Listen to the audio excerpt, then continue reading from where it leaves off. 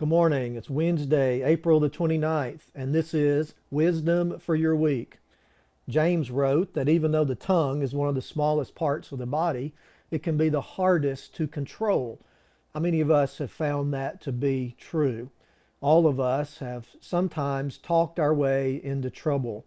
We lose our temper, we fly off the handle, we say hurtful things. One of the ways Proverbs distinguishes between the wise person and the foolish person is this: how do you handle your emotions, particularly anger?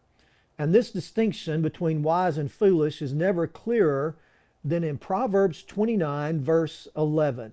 That verse says, "A fool gives full vent to his anger, but a wise man keeps himself under control." Understand something about this verse. This is not saying that only a foolish person experiences anger. That's not what this means. Both the wise man and the foolish man experiences anger. That's a normal human emotion. This proverb is not really even about anger. It's about how we handle our anger. We all experience it. That doesn't make us wise or foolish. It only makes us human. The question is, how will we handle anger?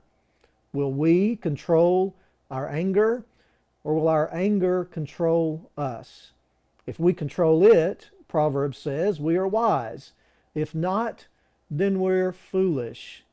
So the contrast here is between control and a lack of control.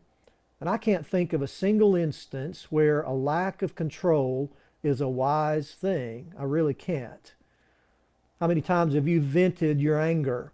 Even though you felt better at the moment, you later discovered what we might call collateral damage. When we lose control and vent our anger, we usually damage our relationships, our marriage, our friendships, our Christian testimony, our reputation.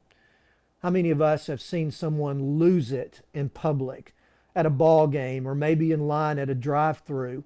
And you see that person lose control of their emotions, their anger, and you lose respect for that person, don't you? So if you're prone to a lack of control in this area of your life, how can you improve on that? Here's a couple of things. Number one, learn to anticipate the problem. Anticipate the problem. That means you see your anger coming before it gets out of control. You get control of it before it gets control of you. Or as Barney Fife might say, nip it in the bud. And then here's another thing to do, and that's very simply ask for God's help. Uncontrolled anger is a sin, and God will help you overcome that sin if you'll ask Him. And so the Proverbs, the wisdom says, don't lose control and vent your anger. Be in control and be wise. That's wisdom for your week.